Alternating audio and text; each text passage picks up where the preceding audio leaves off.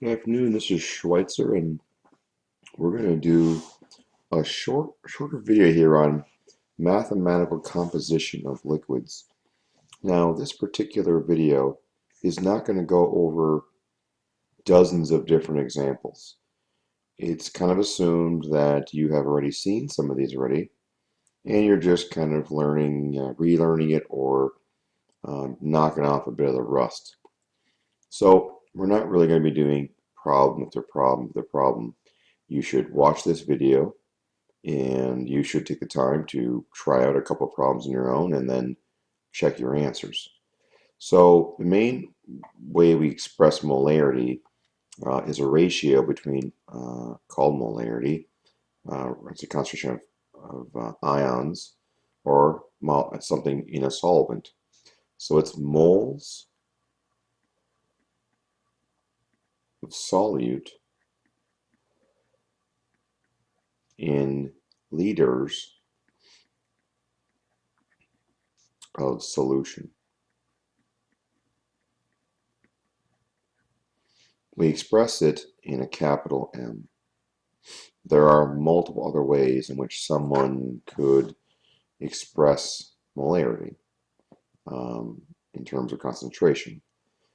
There's molality, for example. There's a bunch of different types of concentrations. All right, so here we have NaCl dissolves in 0.1 moles, 0.1 liters of water. What's right the dissolving equation? So again, a little review here. NaCl goes to Na plus Cl minus. What is the concentration of sodium chloride? All right, to do this, we could do, let's say, 58 grams.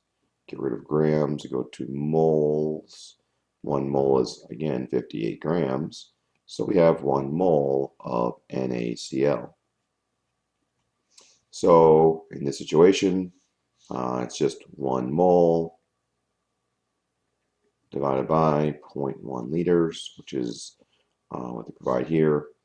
And that's just going to equal 10 moles per liter. What is the concentration of chloride ions? Well, for every one of these, I get one of these. So if I have 10 moles of this, if I have 1 mole of this, then when it dissolves, I'll get 1 mole of Na plus ions and 1 mole of chloride ions. And divide that by 0.1 liters gives me 10 moles per liter of the chloride ion. They could, however, say what's the concentration of the ions. So keep in mind as well that we have something, another way of expressing molarity is putting it in brackets. So of the ions, then this little bracket here means moles per liter. In this case, for every one of these, there's 2 moles of ions. So 2 moles divided by 0.1 liters is 20 moles per liter. So that would be not the concentration of the chloride ion, not the concentration of sodium ion, but the concentration of just ions in general. So it goes from 10 moles per liter to 20 moles per liter because when it dissolves, it breaks into 2 pieces. So it doubles. All right, so now we have 47.1 grams of magnesium chloride. Okay, so first things first, well, we got to write the dissolving equation. Okay, so now it's important just to, as you get good at this, to realize that this thing is going to break into 3 pieces. 1 magnesium ion and 2 chloride ions. All right, what's the concentration of magnesium chloride as a whole? So I need my number of moles of this guy. So let's add this up. I was a little bit more familiar with the molarity of sodium chloride, but this one not so much. So let's add it up. I have magnesium, which is right here, 24.3. All right. So 24.3 and this is 35.4 times 2. All right, let's add that all up. So we don't exactly, we have less than 1 mole. 30, 34, 35.4 times 2 is 70.9 plus 24.3 is 95.1. Okay, so in this situation we got, let's do the quick math here, 95.1, that's the grams per mole, that's our ratio. So we have 47.1 grams. Get rid of grams and go to moles. 1 mole is equal to 95.1, and we'll divide. Looks like it's close to half. 47.1 divided by my molar mass is 0.495, and this could probably be assumed that it's just half a mole. 0.495, and this would just round up, let's say, to 2 sig figs would be 0.50 moles. And divide this out by the amount of volume, which again is 0.1 liters, and my molarity is 5 moles per liter. So this is 5 moles per liter, which means at a 1-to-1 ratio, this is 5 moles per liter. 1-to-2 ratio, this is 10 moles per liter. What's the concentration of chlorides? It's 10 moles per liter. Let's show the work on that. So I have 0.5 moles, so it'd be 0.5 moles at a 1-to-2 ratio gives me 1 mole per liter. And then we have 1 divided by 0.1 volume is 10 moles per liter. Okay. One thing that's kind of important about that particular scenario, and it's going to come up here, is understanding if you know the concentration of your salt, what are the concentrations of your ions, and that's something that we want to know pretty quickly. So dilutions, what does it mean if a solution is simply diluted? So all it means is molarity is equal to moles, all right, per liter, and this is my solvent right here. All I'm going to do is leave my actual contents that dissolve the same, and I'm going to increase my solvent. So the molarity always goes down. The moles are always going to be equal. So molarity moles times liters equals moles, and this is not going to change here at all. In the sense that molarity times liters. So I can convert this over. These two are going to stay the same. So this one goes up, but this one goes down, and then my moles stay the same. So we have this little formula where we set this moles equal to before and after molarity times liters, and we get this formula: molarity times liters before equals molarity times liters afterwards. And this is a reciprocal relationship, whereas again, as one goes up, the other one goes down. This would be like before, this would be like after. All right, being able to estimate dilutions is really important here. We're not just estimating dilutions, we're also estimating concentrations of ions. So I have 50 milliliters of 0.2 molar magnesium nitrate, has additional 50 milliliters of water added to it.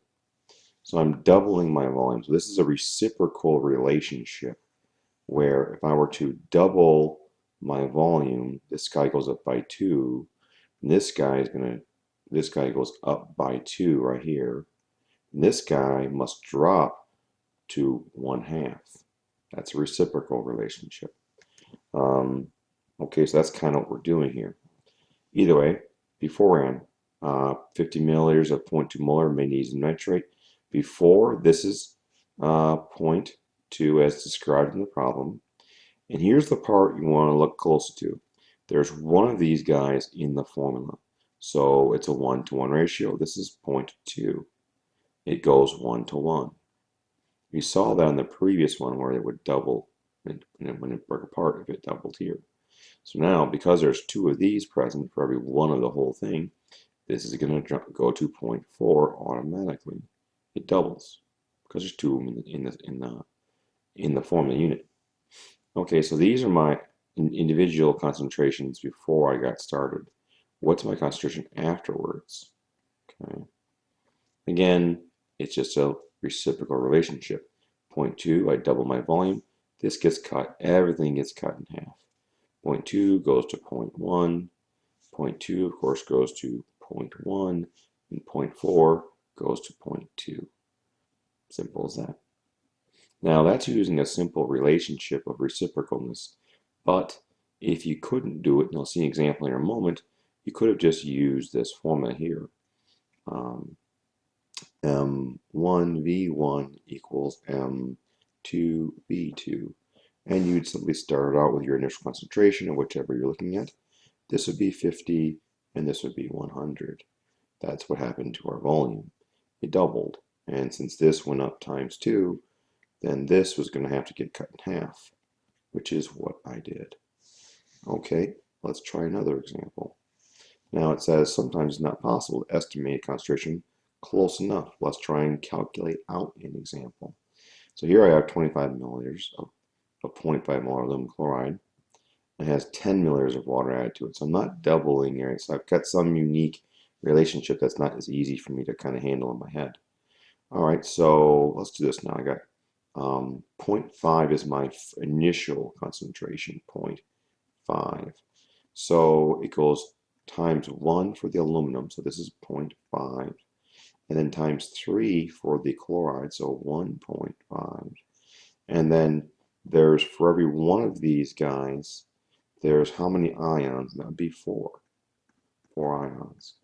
So 4 times that guy would be 2 molar of just total particles.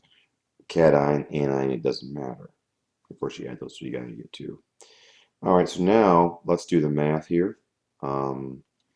I'm going to be using molarity 1, volume 1 equals molarity 2, volume 2. Just make sure you're in the same units and make sure that the concentration of one guy is matched up with its volume.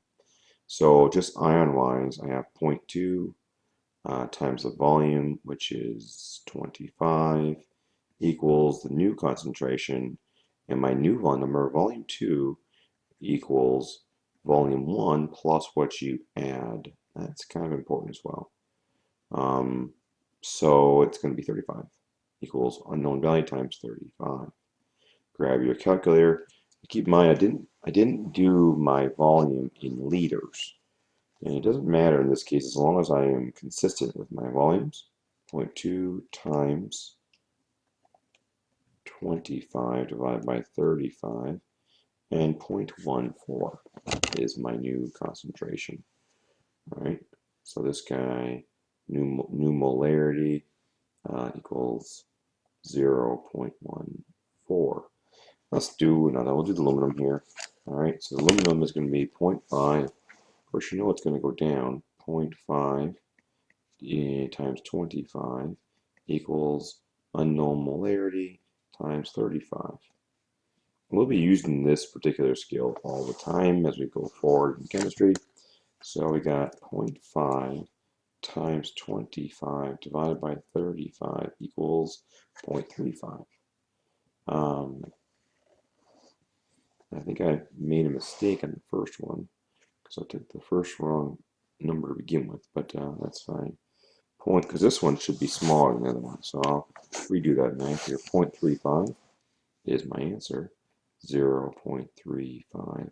Notice here that I used 0.2 and I should have just used 2.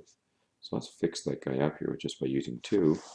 And it's 2 times 25 divided by 35, and it would be 1.4. So it just moved over one spot here, and it would be 1.4 moles per liter. Same thing goes with this guy, 1.5 times M which would be 25. 25 equals unknown concentration times 35. And I'll let you guys calculate that one on your own. Same math. And again, pretty simple, pretty short, but that's some things that are pretty critical to what we have to do here. If you're having struggles with it, please make sure you address that with myself, or try some problems until you become an expert at it. Thank you very much.